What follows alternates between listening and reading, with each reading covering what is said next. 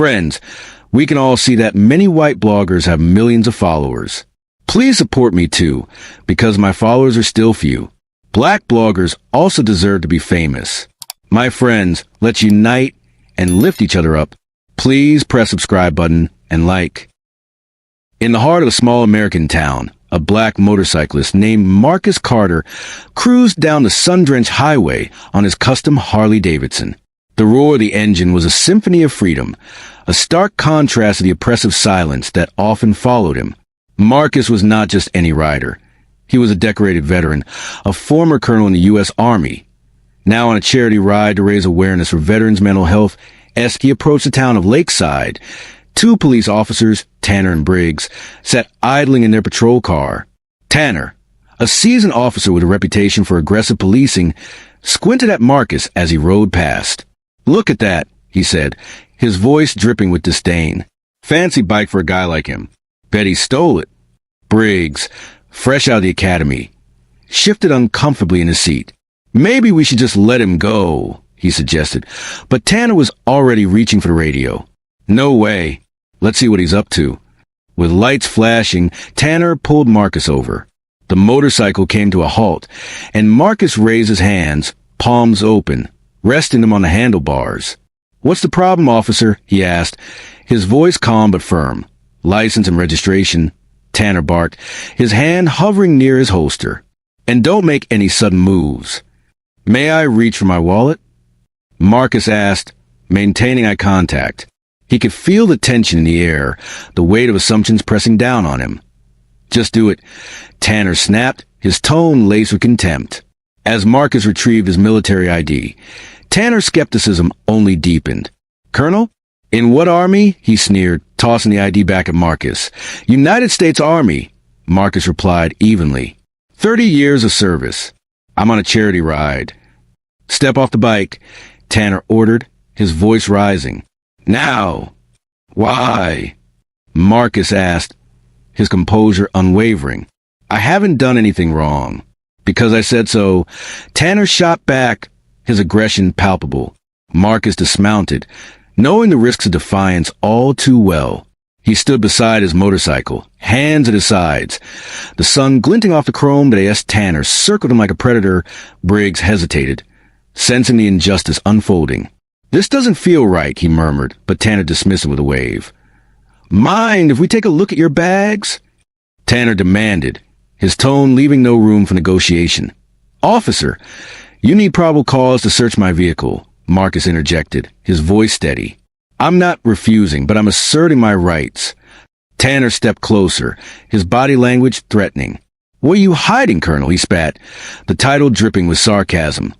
"Nothing," Marcus replied, his calm demeanor a stark contrast to Tanner's hostility. "I'm just passing through." Ignoring Marcus's words, Tanner nodded to Briggs, who began rifling through the saddlebags. He pulled out a sealed envelope bearing military insignia. "What's this?" he asked, confusion creeping into his voice. "Classified material," Marcus stated, his authority as a former officer evident. "You shouldn't be handling that." Tanner scoffed, tearing the envelope open and scattering the papers across the ground. "Looks like you're hiding something after all," he taunted. The small crowd began to gather, drawn by the commotion. Among them was an elderly veteran, Frank Thompson, who recognized Marcus instantly. "That's Colonel Carter," he shouted, disbelief etched on his face. "He served our country." Tanner's expression hardened as he realized the attention they were drawing. "Nothing to see here," he barked, but the murmurs of the crowd grew louder.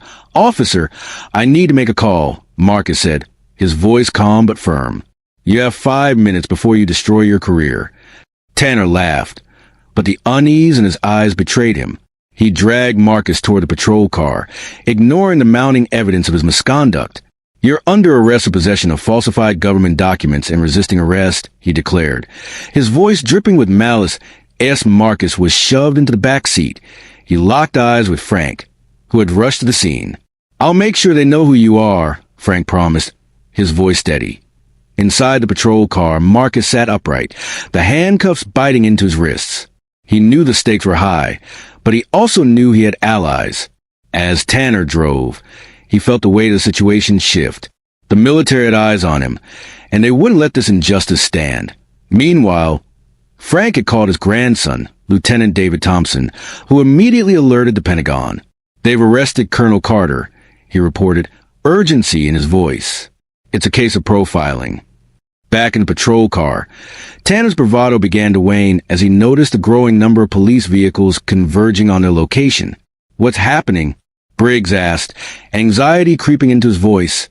"Just a routine stop," Tanner replied, but the tremor in his voice betrayed his fear. As they pulled into the station, military police vehicles surrounded them, and a commanding officer stepped forward. "Release Colonel Carter immediately," he ordered, his voice leaving no room for argument. Tanner's face drained of color as he realized the gravity of his mistake. "I was just doing my job," he stammered, but the words fell hollow. The military officers quickly uncuffed Marcus, restoring his dignity. "Thank you for your service, Colonel," one of them said, respect evident in his tone as the news of the incident spread. The community rallied around Marcus. Protests erupted, demanding accountability for Tanner's actions.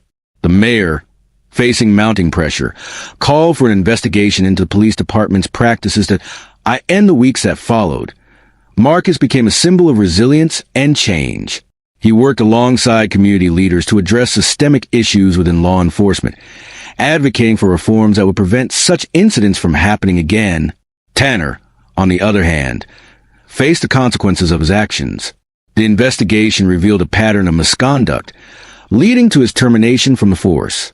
As he packed up his belongings, he couldn't shake the feeling of regret. He had let his biases cloud his judgment, and now he was paying the price. Months later, Marcus stood before a crowd at a community forum, sharing his story. "This isn't just about me," he said, his voice strong. "It's about all of us. We need to hold our institutions accountable and ensure that everyone is treated with respect and dignity." The audience erupted in applause, a testament to the change that was taking root in Lakeside. As Marcus looked out at the faces of those who had supported him, he felt a sense of hope. Together, they were rewriting the narrative, transforming a moment of injustice into a catalyst for progress. But just as the atmosphere began to shift toward a brighter future, a shadow loomed over the gathering. A figure stepped forward from the back of the room, a familiar face that sent a ripple of tension through the crowd. It was Tanner, his expression a mix of defiance and desperation. "You think this is over?" he shouted, his voice cutting through the applause. "You don't know what you're dealing with." The room fell silent.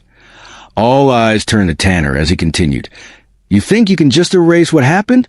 You think the military will protect you? You're wrong." Marcus felt a surge of adrenaline. This was the moment he had anticipated. The confrontation that could either solidify the community's resolve or plunge them back into fear. "What do you want, Tanner?" he asked, his voice steady but firm. "I want the truth." Tanner spat, stepping closer. "You think you're a hero, but you're just a pawn in a bigger game. They'll use you, and when they're done, they'll throw you away." The tension in the room was palpable, the air thick with uncertainty. Marcus stood his ground, refusing to let fear dictate his response. "I'm not a pawn, Tanner. I'm a man who fought for this country, and I'm fighting for justice now. You can't intimidate me." As the crowd began to murmur, sensing the gravity of the confrontation, Tanner's eyes flickered with something. Was it fear? Anger? Or perhaps a hint of realization that he was losing control of the narrative he had tried to create? "Just remember," Tanner warned, his voice low and threatening, "the truth has a way of coming out, and when it does, you'll wish you had kept your head down." With that, he turned and stormed out of the room, leaving behind a stunned audience. Marcus took a deep breath, feeling the weight of the moment settle around him. This was far from over, and the battle for justice was just beginning. As he looked around at the faces of those who had gathered to support him, he knew they were ready to stand together against whatever came next. The fight for accountability and change had ignited a fire in their hearts, and they would not back down. But what would Tanner do next? And how far would he go to protect his own interests? The answers loomed like dark clouds on the horizon, and Marcus was determined to face them head-on. The journey ahead would be fraught with challenges, but he was ready. The last ride had only just begun. Do you want to know the fate of the heroes? Please post part 2. Subscribe to the channel and continue watching. Your opinion and support are important to me. Leave it in the comments. Thank you.